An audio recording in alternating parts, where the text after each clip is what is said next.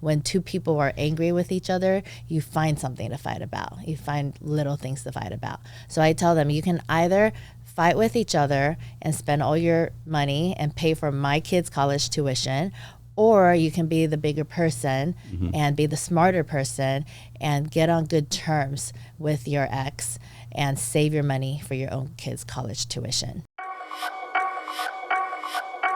Welcome to the My SGV podcast. Our mission is to capture and share the stories of the people of the San Gabriel Valley. We believe our diversity is what makes the SGV great. And no matter where you're from in the San Gabriel Valley, you will feel welcome. All right, SGVers, welcome back to another episode of the My SGV podcast. Thank you for tuning in. If you're new to the show, we bring you the stories from the people right here in the San Gabriel Valley. And if you are a returning listener, thank you for spending this time with us. We do appreciate it. Well, Scott, you have been on this journey, if you want to call it that, with me along my own personal need for counsel in family law. And it's challenging just because of all the emotions tied up in it. But what is your experience with family law? Well, it's a very, very emotional, as you alluded to, an emotional area of practice. The people who are going through family law issues, are just finding a very difficult time, how to deal with children, how to deal with money. These are very difficult. I had one client, I did do family law for a very short period of time, except for this one case, which actually took 10 years. So he and his ex-wife, my client was the husband, fought over custody and financial issues for 10 years. Wow. It was just a horrible experience. Wow. It takes a special breed of person to be able to deal with that kind of client. Sure. My own experience with family law is with mobility. And one thing that I would say is I wish that the experience that we had was more guided in the sense of here's what you'll need to do and how to document it. And here are the resources that can help you do that. All of the experiences, not just, make sure you keep records. How can you show the pattern of events that are happening over a long period of time? That would have been really helpful from the beginning, someone sort of guiding us through that process rather than having to go back to, years of communication. Our lawyer now, she has a background in social work, so she's experienced in the sensitivities with children and whatnot. But yes, it is a very delicate or emotional area for, I would say, for the professional on one end and then for the families on the other end. Yeah. Right. You want to really spend time getting to know your lawyer before you hire your lawyer in an area like this. Sure. And I'm not big on credentials. They're loosely tied to a person's ability to do what they say that they can do. That's just been my experience, and life teaches you so much more. And I know today's guest has personal life experience in the areas that she may practice in. Before we introduce her, thank you to Paris Baguette for providing these delicious, tasty goodies right here you see over my shoulder. We appreciate that. Go check them out in the city of San Gabriel on Las Tunas. Paris Baguette, thank you. Well, let me introduce today's guest. Her name is Elizabeth Yang. She is an author, and she's the founder of Yang Law. Elizabeth, welcome to the show. Thank you so much for having me today. Yeah. So in our little pregame discussion, the listeners often, try to figure out who our guest is. And we're talking about family law, and your practice, Yang Law, you do more than just family law, though, right? Is that correct? Yeah, family law is our main area, but we also do business law, estate planning, and IP law, intellectual property. Before we get into that, Elizabeth, what is your connection to the San Gabriel Valley? So I grew up in the San Gabriel Valley, and I've actually lived in multiple cities here. I was born in the Bay Area in Mountain View, but when my father passed away when I was 3 years old, my mom relocated us to LA where her parents lived. So we moved in with them in the city of Rosemead. And I lived there for a while. And we moved around. I had a very unstable childhood. And after a few years, we ended up in Walnut, the city of Walnut. And after I got married, I ended up in Pasadena. And then when I got divorced, I moved to Monterey Park. So I've moved to multiple cities in this area. All over the San Gabriel Valley. All over the San Gabriel Valley. Yeah. Rosemead, every time I think of Rosemead, I think there's like the corridor with so many condo units and apartment units. I don't know if it's always been like that or has it changed since you lived in Rosemead? There's actually a lot of single family homes in Rosemead. My uncle, when he immigrated to LA, he purchased a lot in Rosemead, and he's a structural engineer. So he built the home that him and my grandma currently live in from the ground up. Wow, that's nice. Yeah. So we go visit there for, the holidays, Lunar New Year, Mother's Day, stuff like that. And where did you go to high school? Walnut High School. You went to Walnut, so you were out there at that age. Yeah. And what was it like growing up in Rosemead versus in Walnut? Walnut, when we moved there, it was like 93, 94. It's very different from what it is now. I think how it is now is more like Rosemead, but back in the day, there were cows and horses in the mountains on the hillside. Really? It was a much more country-like area than Rosemead was. And now I think more and more people are moving towards Inland Empire east. So Walnut is a lot more city-like than it was back in the day. And what was early life for you like in growing up in Walnut? So I moved to Walnut when I was in the 7th grade, and that's when my childhood became stable. Before that, we moved from Rosemead to Ontario, where my uncle had a motel called Mountain Inn off of Mountain Avenue, off the 60 freeway. And so we lived in that motel for a few years. And then we moved from there to Rowland Heights. And then from Rowland Heights, finally settled in Walnut.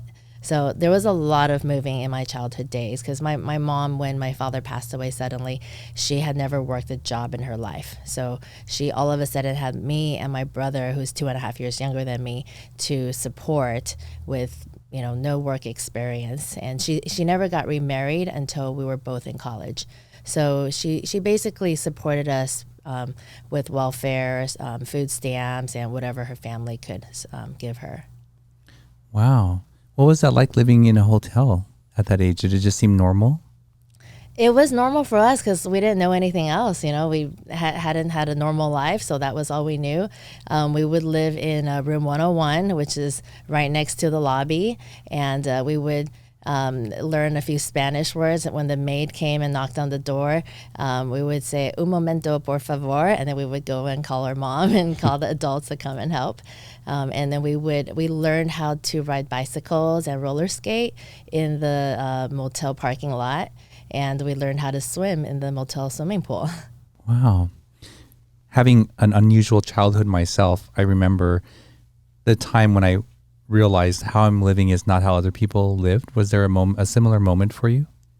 I feel like I never really compared myself with other people because despite or lack in finances and material items, my mom was always there for us. So she gave us a lot of emotional support. So I never felt like anything was lacking. My brother, my mom, and I, we shared the same bed growing up. So I always had warm bodies next to me and I was never alone. And she basically devoted her whole heart and her whole life to raising her children. And dating, finding a significant other was not on her priority list. So I felt like I had a lot of love from her. And I never compared myself with other kids who might have had more like material items, like stuff. But I think for kids, like stuff is not as important as the love and quality time that they get from a parent. Elizabeth, that is one of the more resonant and powerful statements that someone has made on here in a while. It really resonates with me, especially coming from this idea of needing to provide, to have that experience for them when all they really want is time, time with us. So thank you for sharing that. So things sort of stabilized for you when you went to Walnut. Correct. Yes. And what was life like there for you? Walnut, so I'm very blessed to have a devoted parent in my life. And then when I went to Walnut, I feel very blessed too, because Walnut was predominantly Asian. Walnut High School, for example, I would say it's like 60% plus Asian. So fortunately, I've never really experienced much discrimination in my life. My husband, on the other hand, he grew up in Denton, Texas. He immigrated from Vietnam to Texas when he was 4, and he experienced a lot of discrimination there. You know, he got called every word in the book, chink, nip, you name it. But for me, like growing up in Walnut, I saw a lot of people that looked like me. And my first boyfriend from high school when I was a senior was an immigrant from Taiwan. So he actually got me to spend time with him by asking me to tutor him in English. So I felt like I fit right in. But it was mainly the moving around that killed my social skills, because I was pretty introverted back then. I wasn't the type to just go and make friends pretty easily. So to be the new student at all these new schools all the time, when kids already had their circle of friends, and for me to have to fit in, that was difficult. But fortunately, I didn't face any racial discrimination. How did you overcome that? Because everybody wants to fit into a group or find a group of friends. How did you manage that? I didn't really manage back in the day. I was very antisocial. In elementary school and middle school, recess was my worst subject. I would actually go to the softball field and line up to go and bat. But then once I was up, I was too nervous because I knew I couldn't hit the ball. So I would just go back in line and line up. And that's how I would spend my recesses, just lining up and killing time until we could go back in the classroom. In high school, I didn't have many friends. I never fit in. I felt like everyone was already in their cliques. So my favorite time to spend lunch was in the Career Center. They allowed me, my mom would always pack me lunch, so I had a warm lunch. I didn't have to buy the cafeteria food. So I would bring my warm lunch and go to the Career Center and read SAT books and college application books while eating my lunch alone. So that was most of my high school days. Were you just looking for a way to escape, or there was some other destination for you? Is that what you felt? You would go to the Career Center, maybe college was an escape for you? Yeah, I think college or just being with books, I didn't have to worry about what to say, how to respond, how to socialize and interact. I could just be with books. Books are non-judgmental, and books give me information. Whereas if I were to go and try to socialize with friends, I'd be like, okay, what do I say? What do I do? And it was just uncomfortable. It was very uncomfortable and awkward for me. Yeah, I was always in my head, trying to think, am I doing the right thing? Do you still carry that? After I graduated from college, throughout college, I was that same way. Where did you go to college? I went to UC Berkeley. Okay. Yeah, at Cal, I ended up finishing college really quickly in 2.5 years because multiple reasons. One, I did well academically because I spent a lot of time with books. And two, I knew my brother was going to go to college soon, and I didn't want my mom to be alone. So I wanted to go home as quickly as possible to be with her, because I knew that she was very dependent on me and my brother for company.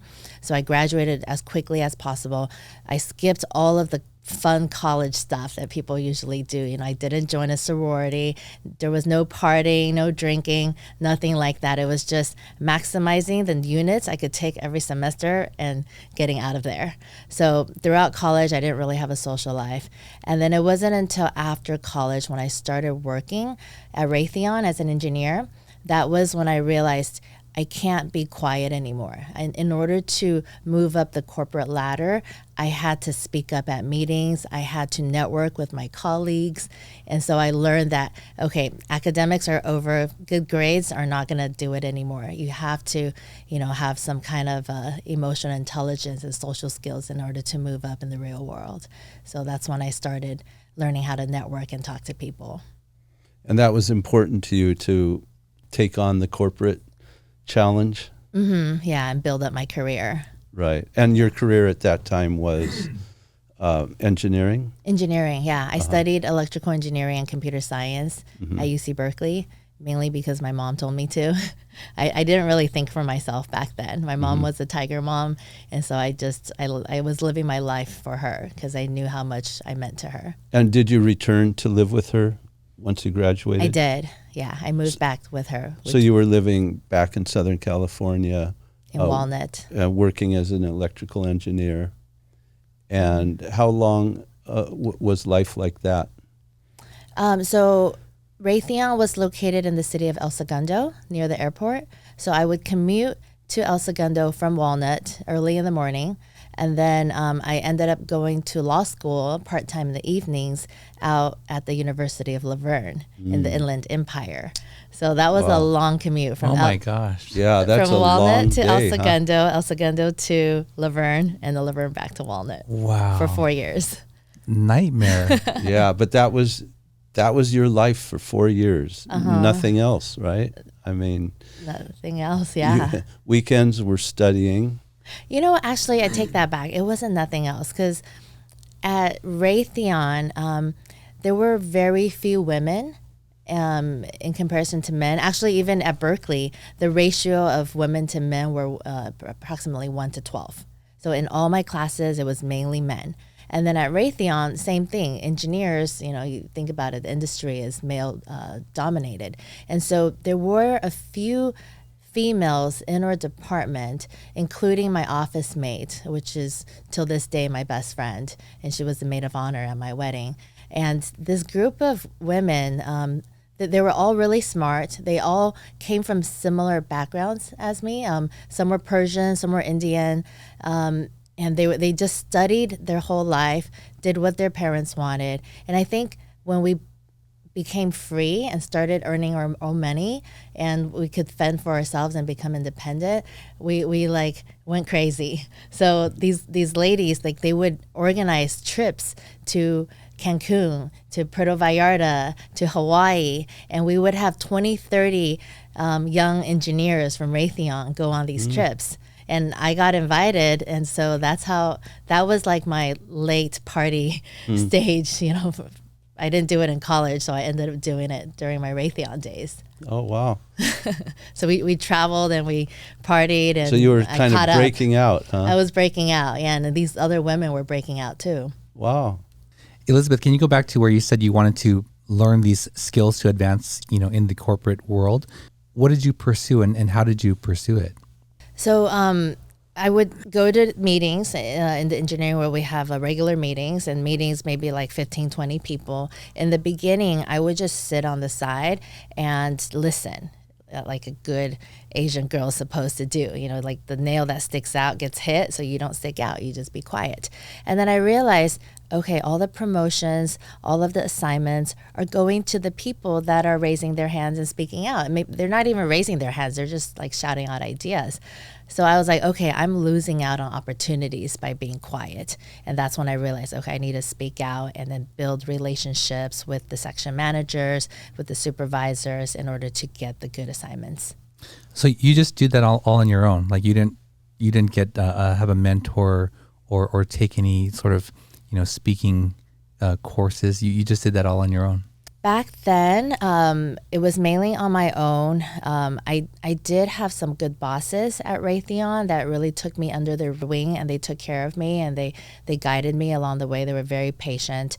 Later on in life, in 2014, I took my first transformation / personal development course, and that completely changed my life. I was like, man, I wish I took this course back in high school or college.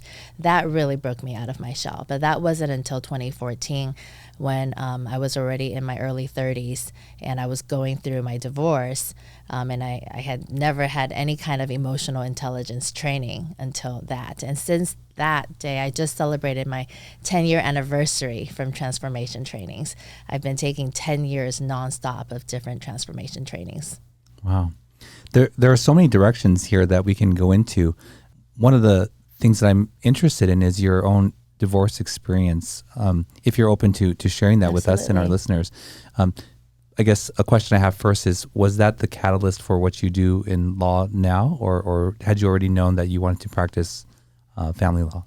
It's actually precisely what you said. I started off only practicing intellectual property law because as an engineer, that was the normal progression. IP law, in order to even sit for the patent bar, you have to have some kind of technical background. So I did IP law the first 5-10 years of my career.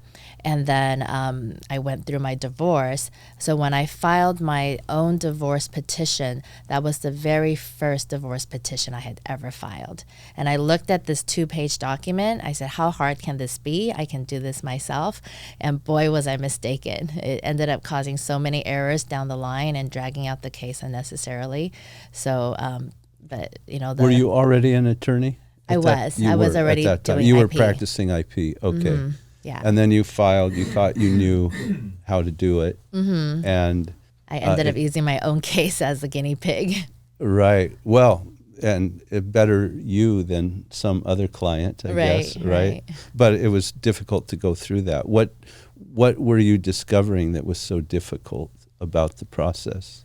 It's a very complex process. There's a lot of nuances that most people don't know about. When they sign the marriage certificate, it's like it's like a blind contract. Like most contracts that people sign, they read it. They read the terms and then they sign it.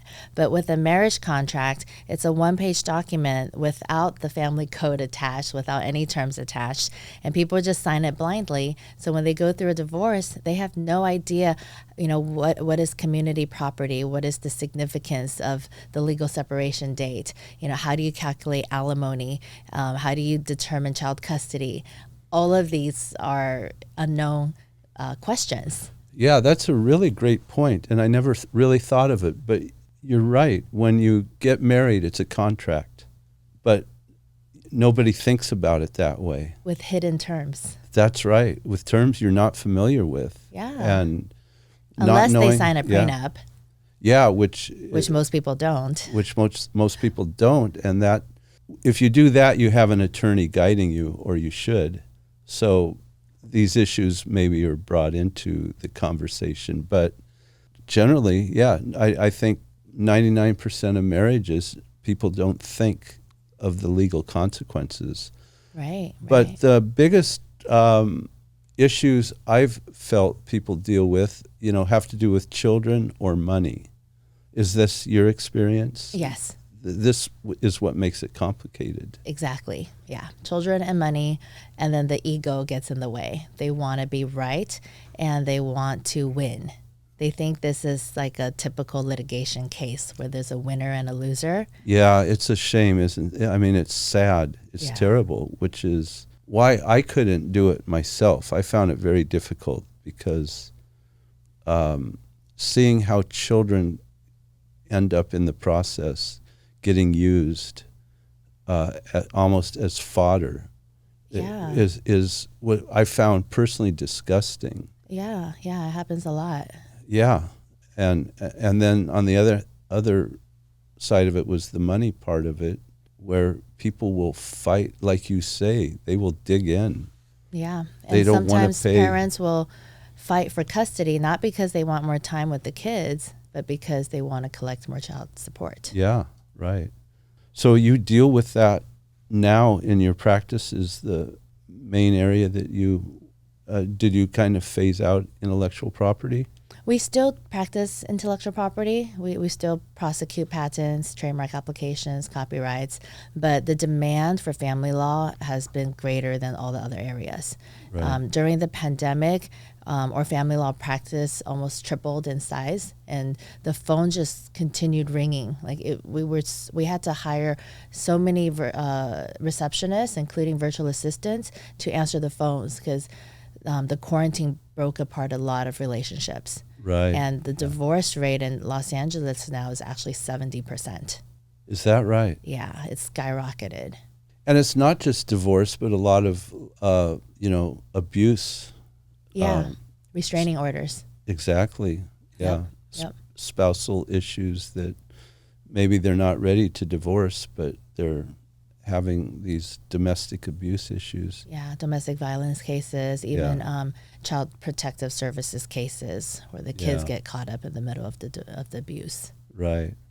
Yeah, it's very unfortunate. Yeah, but how do you maintain yourself? How are you able to, work with a client who maybe has these issues of wanting to use the children as a tool, or maybe the opposing parent wanting to use the children as a tool? So I actually use my own experience and I share it with them, because a lot of times if I tell them what to do, they may not listen. But if I tell them what I did, they might use that as an experience share. So I was married for 1.5 years. My divorce took 4 years, more than double the length of my marriage.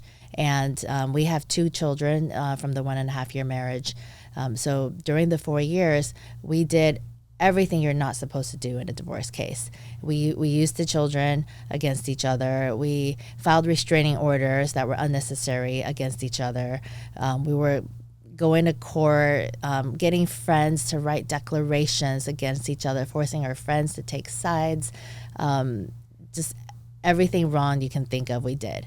And I told them, I tell my clients, you can either repeat history, repeat what I did, and between my ex-husband and I, we spent close to $500,000 on attorney fees for no reason. Back then, I didn't really have any assets. Neither did he. We were, in our 20s. He was early 30s. I didn't even have my own law firm practice at the time yet. And we were married for such a short amount of time that spousal support wasn't really an issue.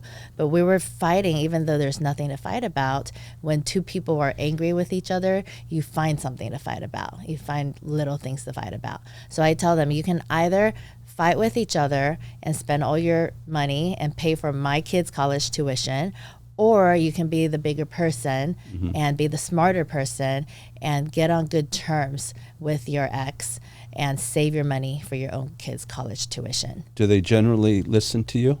Many of them do, actually, but some of them, they have so much negative energy pent up in them. They sometimes have to go through that process to release it in order to feel better, and then they can get on good terms. So sometimes they do want to go to court and take that gamble and see what the judge will say before they settle a case.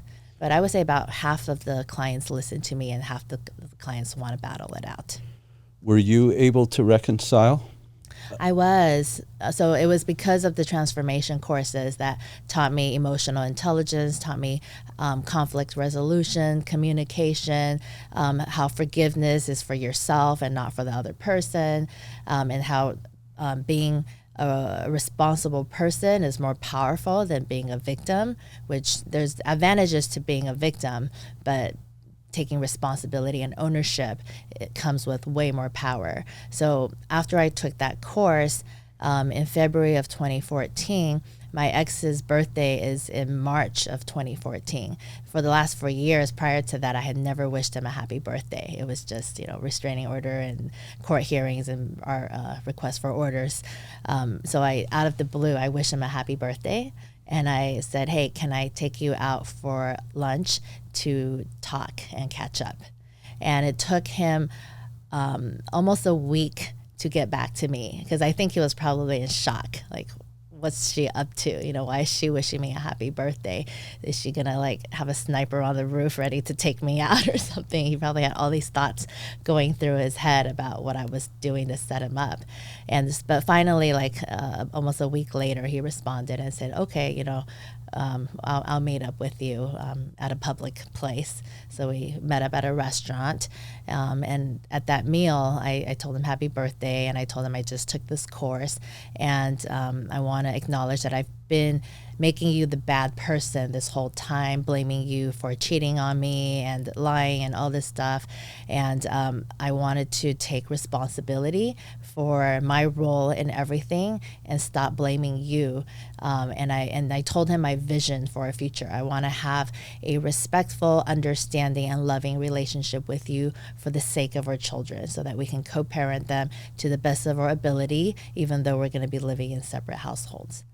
And after I shared my vision with him, he took a step back and he was like, everything sounds nice and dandy, but don't blame me if I don't believe you. I have a hard time believing what you're saying, because it was so different from the past 4 years.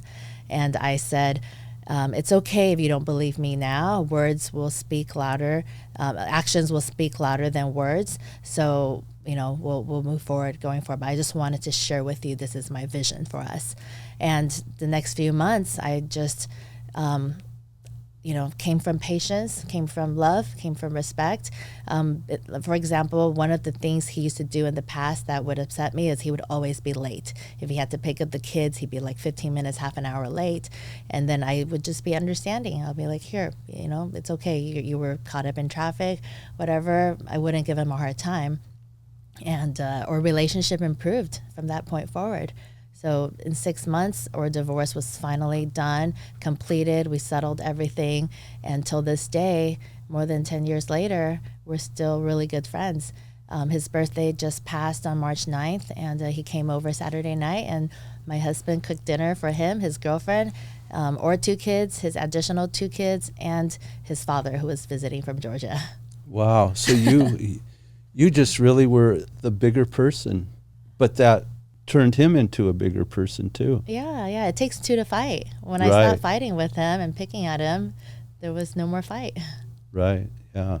Yeah. So I tell my clients, when you divorce an ex, you actually have to treat your ex with more understanding, love, and patience than when you guys were married.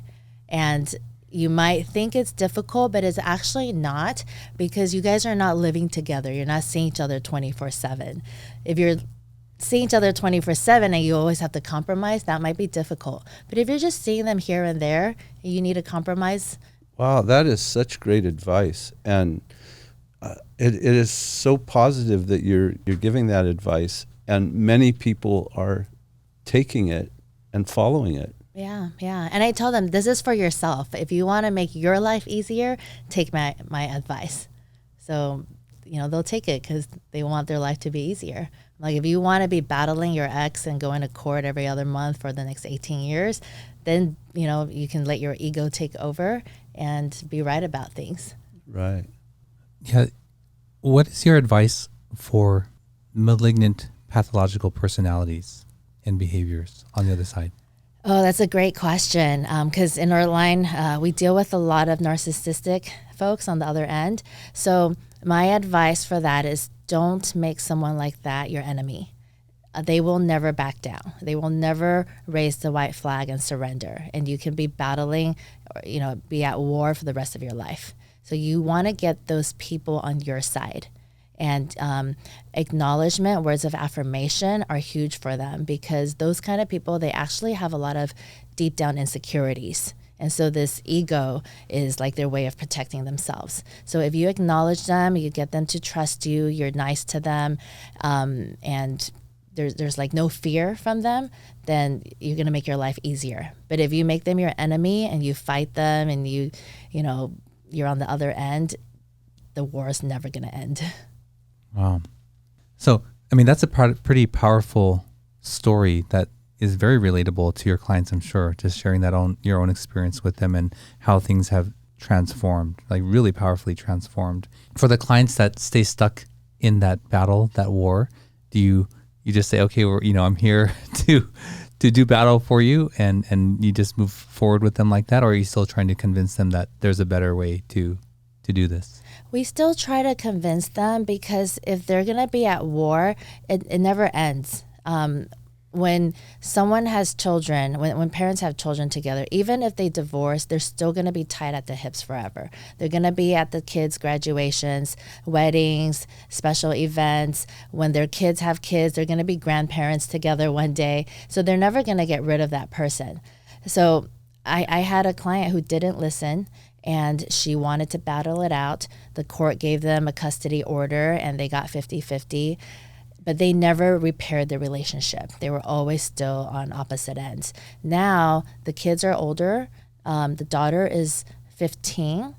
When a child turns 14, they can testify in court as to which parent they want to live with. So now her daughter, because dad is nicer and gives her more freedom and doesn't really discipline her, she basically sent her mom a text and said, I'm living with dad going forward, and I'm not going to live with you anymore, and then blocked her mom. And now her mom lost custody because her own daughter doesn't want to be with her. And the dad, because they don't have a good relationship, the dad is not going to help the mom repair the relationship. He's going to be like, that's your problem. You deal with it.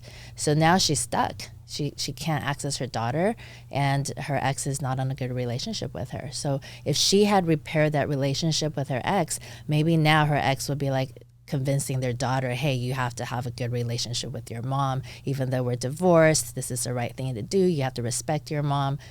But that broken relationship now has, side effects. Yeah.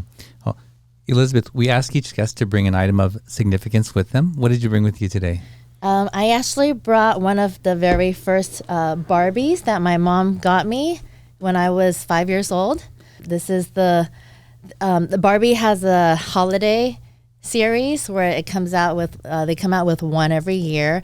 And ever since this one came out in 1988, I've been collecting them year after year. So I actually have a whole room in my house with my collection of holiday Barbies. Is it a Barbie room or? Yeah, it's a Barbie room. Really? It is. Wow. Yeah, I'm a huge Barbie fan. Hello Kitty and Catwoman. So Wow. my room is all my collections. Wow. So. And this is the very first one. This is the first one in the holiday Barbie series. So Wow. there's no 1987 holiday Barbie. Oh, wow. Is it worth a lot of money? It probably is. I haven't checked on eBay to see how much it's worth, but It's worth a lot to you. It's worth a lot to me. Yeah, it brings Sure. back a lot of memories. Like I go in my collection room, and it's my happy childhood room, because Wow. I'm very blessed to have had a really happy childhood, other than the moving around and the friends. Maybe you said it, I didn't catch it. Who gave it to you, or did you buy it yourself? My mom. Your My mom mom gave it to you? Yeah, Oh, yeah. Wow. And she gave it every year. She bought it for me every year. And now are you buying them yourselves? I'm buying them myself now. Yeah, I started buying Wow. them after I graduated. Oh, not since 88 you have bought them, but later on you started buying every year. Yeah. Oh. She bought all the ones in my childhood for me. Oh, she bought more than. Oh, Yeah, okay. She bought 89, 90, 91. And do you have a lot of other Barbie styles besides the I do. seasonal, She brought me several other Barbies as well, and I have those saved in my collection room too. Oh, yeah. But these are the ones I have on display. It looks like it's never been out of the box though, but have you played with this? You know what? My mom wouldn't let me open it. Oh, no. which is better. It's Which is better. worth more. It is, but as a young kid, maybe not, right? Like, don't you want to play with it? I had other Barbies Okay. that were not collectibles that I opened, and I did play with them. But the holiday Barbie, she was like, nope, we're going to put them on the shelf and you can look at them, Oh, but that's you're not good. going to play with them. I think that was Wow. smart. Yeah. And how did you like the movie Barbie? Oh, I loved it. It was really it? good. It was way better than I expected. Yeah, there was a lot of meaning behind it. Have you watched it? No, I haven't, but I would like to watch it, but I haven't. But Yeah. it did seem to have some meaning as far as empowerment of women. It did. Did It you had a get that lot from of it? deep meaning. Yeah, Yeah. there was a lot of hidden signs and references in there. I actually had to watch it a few times because the first time around I missed a lot of the significances. So it wasn't just a cute Barbie movie for young girls. Right. The movie was actually targeted to women my age who played with Barbies when we were young. My daughter actually doesn't even play with Barbie nowadays. So Yeah. the new generation, they're not don't. into Barbies like we were. Yeah. Well, that's another issue that's of importance to you as a person, it seems, is empowerment of women. Yeah, so empowering women is definitely high on my list. And I think it started off with me being in the engineering world and seeing just how few women there were in that industry. and the discrimination against women as well. So you felt that as a woman, not as an Asian, but as a woman. Mm-hmm. Yeah, there were plenty of Asians in the engineering world. Yeah, okay. Yeah, but there were very few women. And so when I entered that industry, I didn't have any role models to follow in the steps of. All my supervisors, my section managers, department heads, all male. So what are you doing now in that regard? I'm part of the board of the Asian Youth Center, and we provide like speaking roles and tutoring services to the community. And so whenever we bring on new board members, we're always trying to create diversity. If there's more men on the board, then we're going to bring on more women. So we're trying to balance it out, or sometimes have more women. And then I step into the community as a role model for other students who may want to get into engineering, or who may want to get into intellectual property law, and they might want an Asian female face as an example. So anytime a school or a student or a nonprofit reaches out to me to say, hey, can you come to my class and talk to my students? Can you go on this workshop or do this panel? I always say yes, because I want to be able to share my experience with as many people as possible, and let the young girls out there know that, hey, this is doable. Don't just look at the main faces out there. You can be one of the few minorities. Elizabeth, I want to go into some of the books that you've authored and the nonprofit, but let's take a quick break and we'll be right back. Great. At Warmouth Law, they believe that just because you speak a foreign language, come from a different culture, or simply don't know how to navigate the legal system, that should not prevent you from compensation from injury or receiving benefits.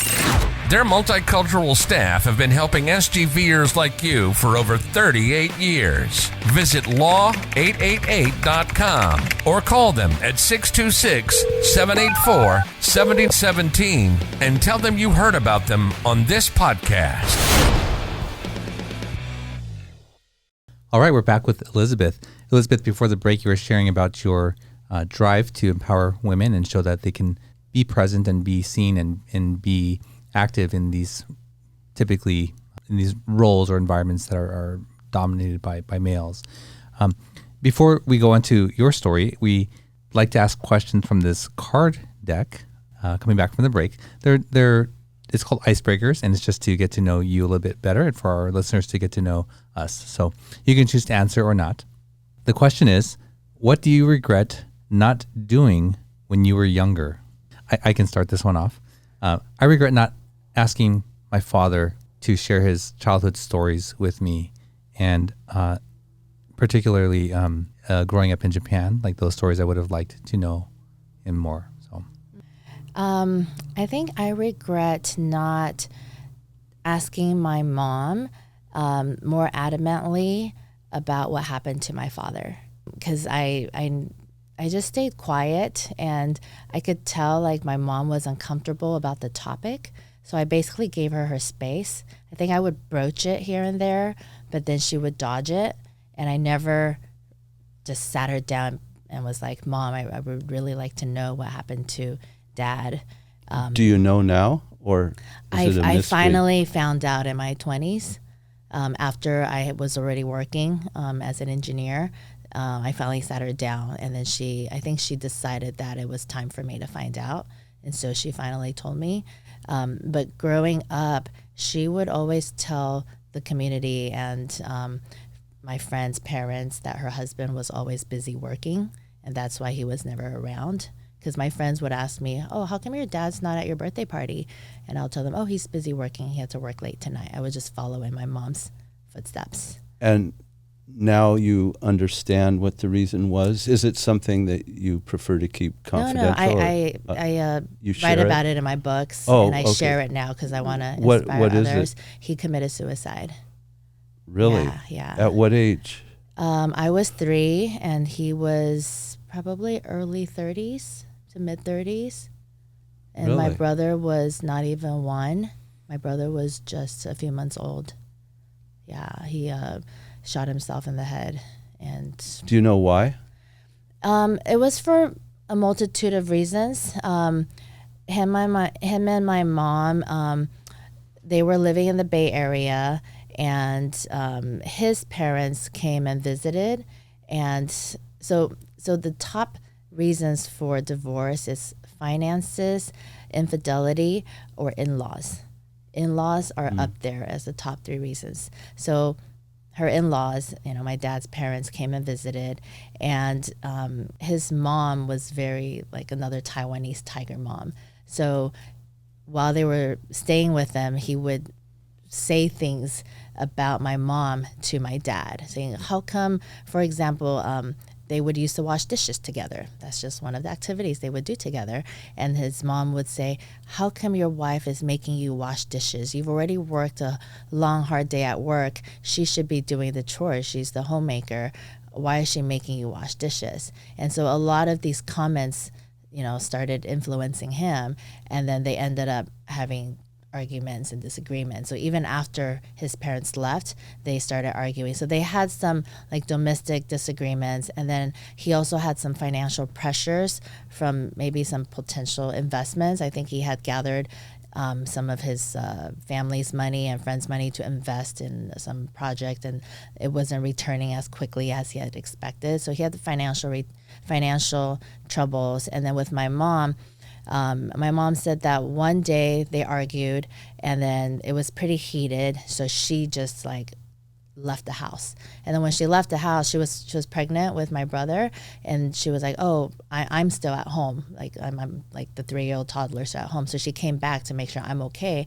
And then when she came back, then my dad was angry. So he left the house, and then he didn't come back for a few days. And then my mom was upset that he didn't come home. So she bought a plane ticket with me and flew to LA to be with her family. And then he never came down to apologize and get her back. And so she set an ultimatum. She said, if I'm to give birth to my son and he's not at the hospital next to me when I'm giving birth, then I'm never going to forgive him. Like that's like the rule that she set in her head. And it just so happened that he didn't come down to LA to chase her until like 2 days after my brother was born. So he like begged her to take him back and like begged her to forgive him. But she was so upset. She's like, I just gave birth to a son to you, and you like can't believe you did this to me. You weren't even by my bedside when I went through this terrible labor. And so she was so upset with him. And then her parents, his in-laws, also didn't help either. So they were like, oh, how could he do this to you? That's so he treated you so badly. And they weren't pushing her to forgive him. They were like, oh, he's the father of your children. Just let it go and, continue your marriage. So they were in the middle of that as well. So I think it was like a combination of a lot of different things. And then just, one night he couldn't handle it anymore. Maybe he was alone. He couldn't find a solution to his problems. When did you find out? In my 20s. I think maybe I was 21 or 22. So as you were growing up, did you think he was still alive, but he was busy, like your mom said? I was having like ideas in my head. Maybe he's out there, and maybe he just abandoned the family, like a deadbeat father. And maybe when I grow up one day, I could get reunited with him. Or maybe he died from a car accident or from cancer.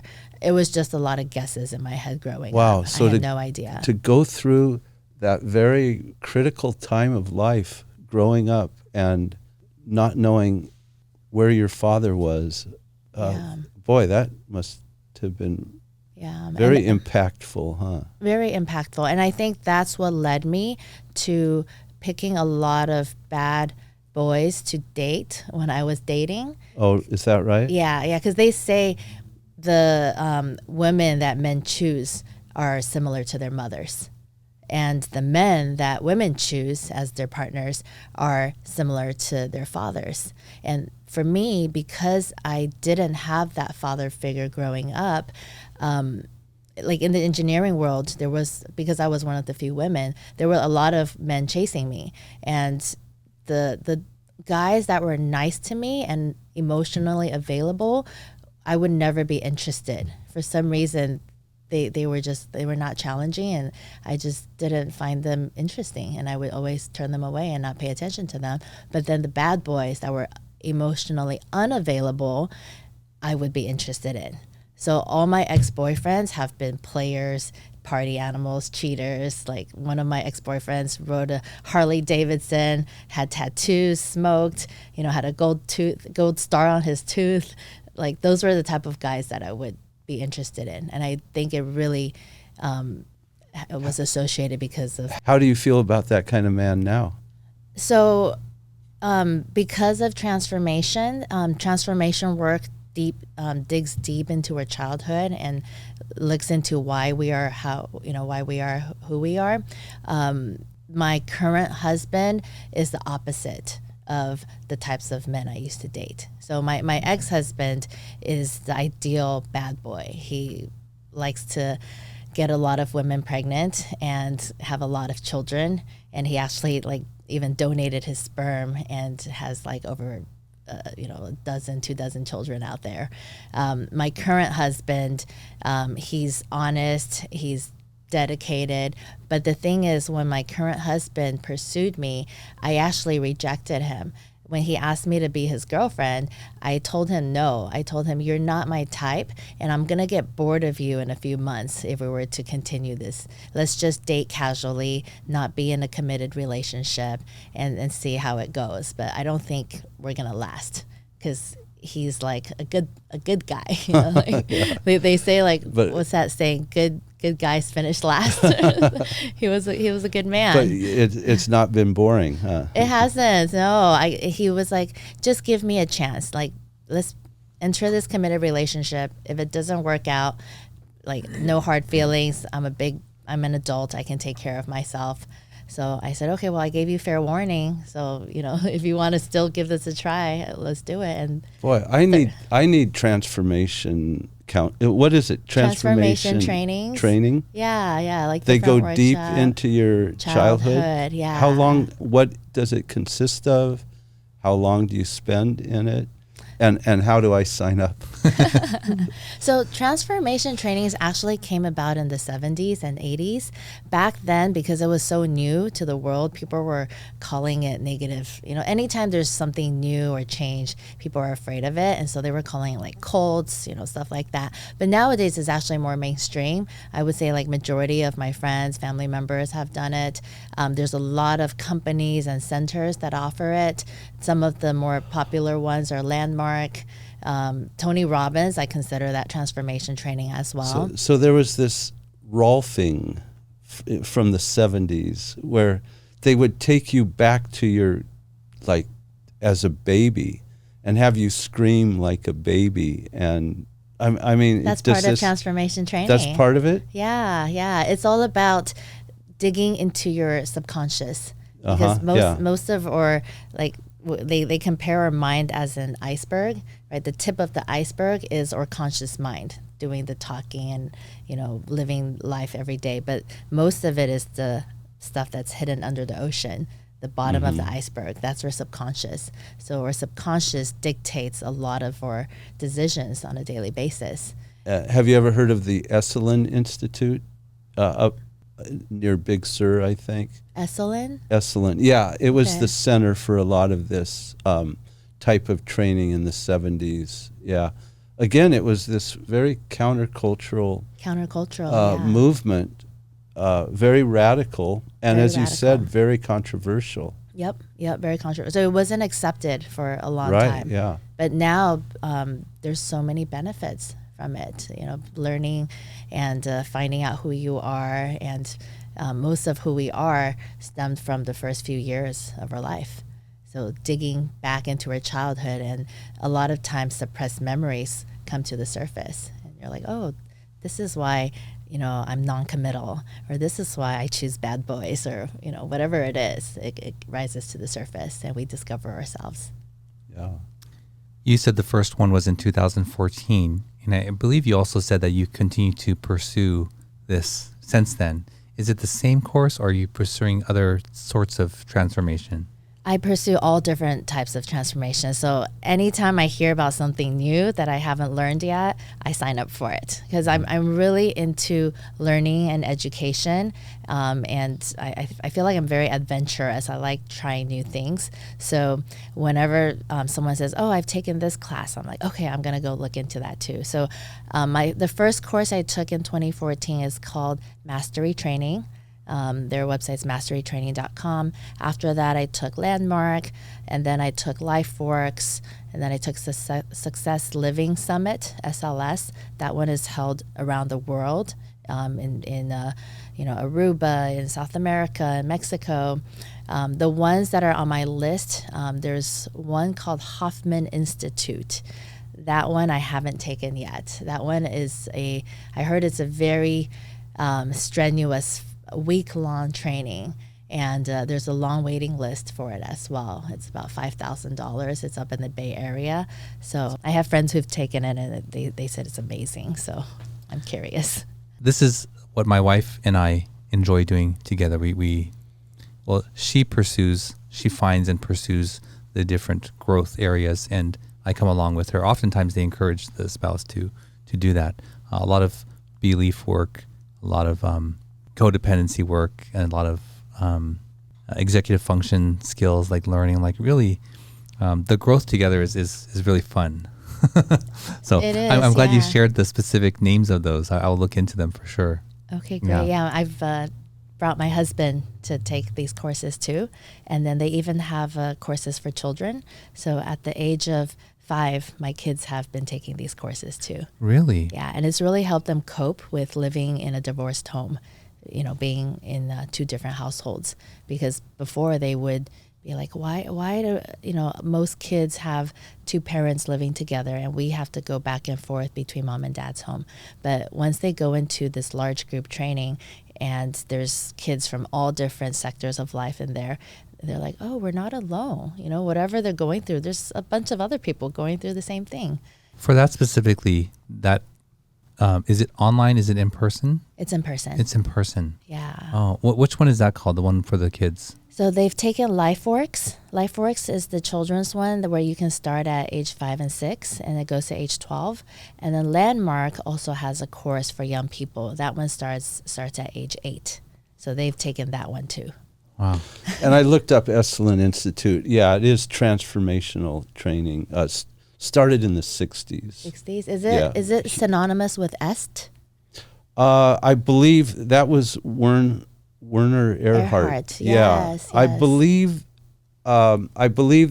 they might have. There might be some co-relationship, but it's not based there. I believe it's a separate thing. Got it. But There's it's a so human many potential movement type of activity. Yeah, and then Tony Robbins is very much based off of that too. He's one of the most commercial companies out there. His classes are like 100,000 people.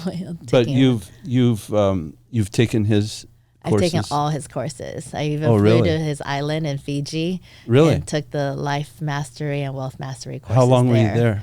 I was there for an entire week. Really? Yeah. He's got some good material too. He's a massive individual, right? He's huge. Yeah, his hand is like bigger than my head.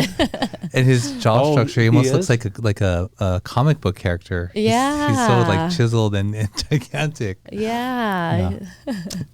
Well, Elizabeth, we're going to move on to the final segment of the show where we get to learn a little bit more about what you like in the San Gabriel Valley.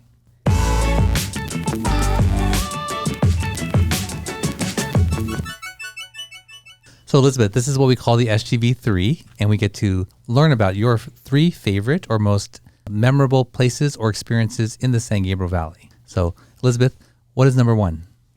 So I have a sweet tooth, and my daughter and I are big boba lovers. Our favorite boba shop is Bobaful. That's located in Monterey Park inside the Courtyard Marriott. I actually met the owner of Bobaful before they opened in such a funny way. So, Scott, you have the table placemat ads, right? Yeah, I've never seen them. Have you seen them? I want to say I have, in different cafes and restaurants. I know that, Yes. Yeah. So I also advertise on placemats. Oh, yeah? And so David Pan, who's the owner of Bobaful, this was before he even had a store. He was just testing out recipes. He found me on the placemat. Oh, yeah? And then messaged me on Instagram and said, "Hey, would you like to come over for a boba tasting?" And I'm not going to turn down a free boba tasting because I love boba. So I took my husband, my mom, and a friend to the address that he had given me. I think he was looking for investors. Oh. So we drive to the address, and then it started looking like a shady neighborhood. This was in Rancho Cucamonga. And my husband's like, "Where are you taking me? Like, is this even safe? Have you met the guy?" I'm like, "No, I've never met the guy. He just messaged me randomly on Instagram and he offered a free boba tasting." So I said yes. And my husband always knows I get into like crazy things because I'm always saying yes to new things. So he's like, "You know what? I think we should call someone in case we get killed or kidnapped here." So I called my brother and I said, "We're going into a random house with strangers. So if you don't hear from us in an hour, call the police. This is the address." So we enter into this random apartment, and these three young kids, like teenagers or early 20s, they open the door and they're so polite, they're so respectful. They sit us at their kitchen counter and they feed us the best boba we've had in our lives. So David comes from a nutrition background, so he knows all the healthy fruits and sugar or no sugar, like all the details about what to put in boba. And ever since then, we stayed friends. I love his new store, Bobaful. He has a lot of like interesting Asian tastes in the boba, like dragon fruit, for example. So my daughter and I, we go to Bobaful all the time. Oh, what a cool story. You are quite adventurous. Right, most people won't just go to a random person's apartment. I remember my friend Marcus said that trends come, like they'll test something out in Rancho. No, or was it the other way around? Just because that area is like less expensive, but they would be able to test stuff out there. I forget. But Elizabeth, what is number 2? Number 2, along this Sweet Tooth line, is Sweetheart Dessert. That one is located in San Gabriel. That was my daughter's favorite restaurant. She can eat there every single day. So where is that, and what kind of items do they have? So they don't just serve dessert. They actually have a pretty extensive menu with savory items as well. They have like great noodle dishes, soup dishes. It's Chinese food, but it's more like cafe style. My kids love it's like a simple dish, rice with corn and ground beef on top. And they go there and they order that all the time. They have like the typical like popcorn chicken, fried squid, the squid balls, octopus tentacles. But then their dessert, they have a huge dessert selection too, with like the mango, cut up mango, fresh mango, the sago, the lychee, the mochi, the boba, different desserts like that. So we go have dinner there and then continue with dessert. Nice. Scott wants to go there for lunch, right? Yeah, right. Yeah, where is it exactly? It's really close to here. Yeah, I think it's just down the street. Okay. Yeah. Sweetheart Dessert? Sweetheart Dessert. Okay. Yeah, not to be confused with Sweet Honey Dessert. Oh, is there? There's also a Sweet Honey Dessert. Okay. I think a lot of these restaurants don't file trademarks, so they just infringe on each other's names. You need to go sign them up. And Elizabeth, what would be a third choice? A third choice, there's actually a newer restaurant that opened in Monterey Park called 10 Seconds Yunnan Noodle House. It's right on the corner of Atlantic and Garvey. So it's in the same plaza as Tokyo Fried Chicken. You know where Tokyo Fried Chicken is? So that restaurant is really unique because you get a big pot of hot soup and noodles, and then they give you like a dozen side dishes, sort of like the Korean banchan, but this is like a Chinese noodle house. And then you pour each of the different ingredients into the soup, and then you mix your own soup. So it's really pretty. I'm a big Instagrammer, so it's great for Instagram pictures. It's very colorful, but then the soup is like boiling hot. So like Chinese people, we love hot soup. Will you still eat it in the summertime there? I think I will. They keep the place pretty cool and air conditioned, similar to a Boiling Point. I love Boiling Point too. That's right next door to my office in Monterey Park. So they're smart. They serve hot soup and they have the air conditioning blasting, so you're still comfortable and not sweating. It's like freezing in there sometimes, right? It's freezing in there, yeah. So same with this restaurant. It's very cold inside. Well, Elizabeth, thank you for sharing those, and thank you for sharing your story and your journey with us and our audience. We didn't get to touch on your books. You're also an author, right? Can you share a little bit about that, please?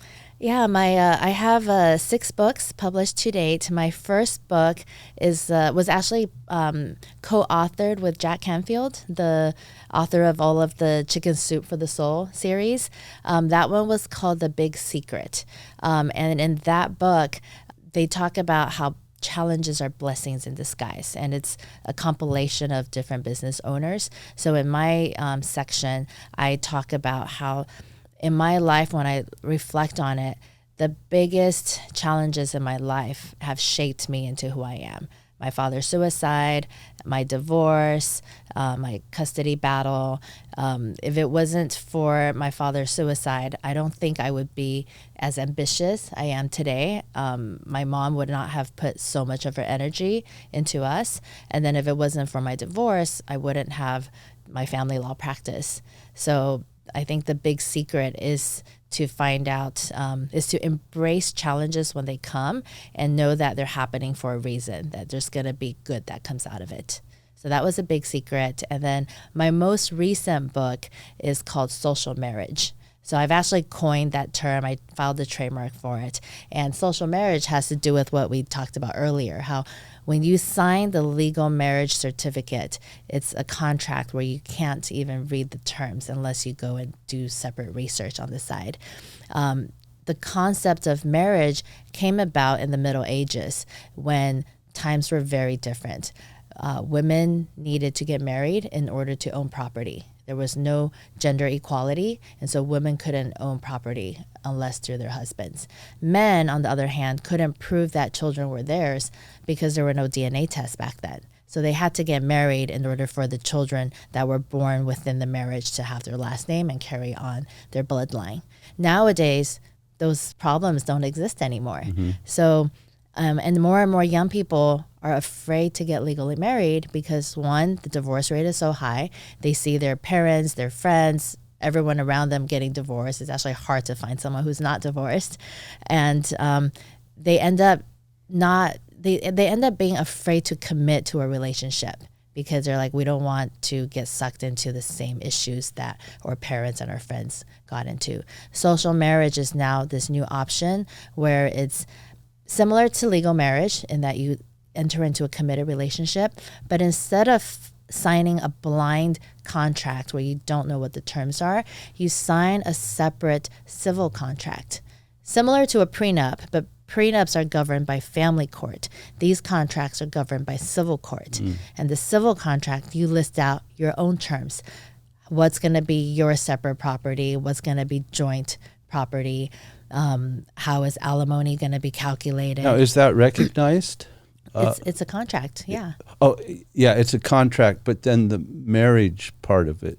No. Yeah. So the disadvantages, you don't get the government protections. You don't get to file taxes jointly. Right. Okay. You don't get to be put on each other's health benefits, but you have total control over your relationship. Oh, yeah, that makes sense, right. Yeah, and you know the terms rather than, the blind terms. Yeah.